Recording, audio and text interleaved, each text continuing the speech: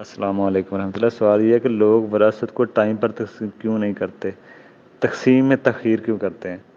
دیکھیں، اس میں یہ مسئلہ ہے کہ یہ جن کا قبضہ ہوتا ہے نا، یہ ان کا کام ہے کہ وہ اس مسئلے کو دیکھیں کہ جن کا قبضہ نہیں ہے اس پہ، تو ان کو بھی حصہ دیا جائے، ان کا بھی حصہ بنتا ہے۔ تو ان کی ذمہ داری ہے کہ یہ مسئلے کو دیکھیں، اور تاکہ وہ ان پہ کوئی مسئلہ نہ آئے، ان کی کوئی پکڑ نہ ہو آخرت کے والے سے کہ آپ نے وراثت تقسیم کرنے میں تاخیر کیوں کی ہے۔ دیکھیں، جب انسان فوت ہوتا ہے نا، تو وہ اس چیز کا مالک ہے۔ جب وہ فوت ہو چکا تھا، اب وہ مالک نہیں رہا۔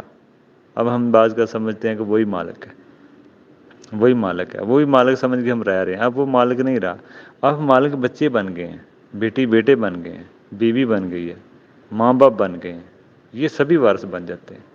تو بیٹی بیٹا صرف یہ نہ سمجھیں کہ ہم ہی اس کے مالک ہیں۔ تو تاخیر نہیں کرنی چاہیے۔ جب انسان کو فوت ہوتا ہے تو اس کا کوئی وقت نہیں ہے کہ آپ نے 1 سال بعد تقسیم کرنی ہے، 2 سال بعد، اسی ٹائم آپ مال تقسیم کر سکتے ہیں۔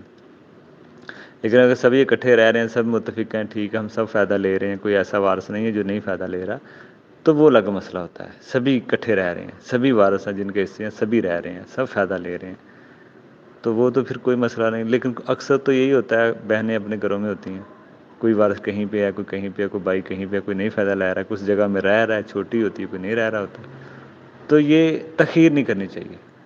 جب بھی موقع بنے، جب بھی کوئی مالک بنے، تو ان کو اس سے ان کے وارثوں کو حق دے دینے چاہیے۔ تاخیر کرنے میں انسان کی پکڑ ہو سکتی ہے، یہ گناہ ہے۔ ہم وراثت کو روک نہیں سکتے، یہ اللہ کا نظام ہے، اللہ کے نظام میں دخل اندازی ہم نہیں کر سکتے، اور تاخیر کرنے میں خرابیاں بھی زیادہ پیدا ہوں گی۔ ظاہری بات ہے، باپ کے ترکے میں بیٹوں کا مال بھی شامل ہو گیا ہے۔ جب باپ کے ترکے میں بیٹوں کا مال شامل ہو گیا ہے، تو پھر ظاہری بات ہے، صحیح آپ اندازہ کیسے لگائیں گے کہ یہ باپ کا مال ہے، یہ بیٹوں کا مال اس میں شامل ہو گیا؟ کیونکہ بیٹوں کا مال تو نہیں ترکہ بنتا، تو یہ پھر مسئلے آئیں گے، لڑائی جھگڑے بڑھیں گے۔ ظاہر کہ اصل حالت میں تو ترکہ اب نہیں بچا، اب اس میں بیٹوں نے بھی شامل کر، جیسے دکان ہے تو وہ ترکے میں مکان ہے، بیٹوں نے بھی کچھ اوپر لگا دیا، طے کچھ نہیں کیا، ٹھیک ہے نا؟ یا تو آپس میں بانٹ کے کریں نا، وہ تو ٹھیک ہے، لیکن ابھی اسی طرح ہی باپ کا ترکہ اس کو مرمت کر رہے ہیں، بنا رہے ہیں، تو یہ پھر کل کو جھگڑا ہے۔ کس طرح آپ حساب لگائیں گے کہ باپ کا کیا تھا، ہم نے اوپر کیا لگایا؟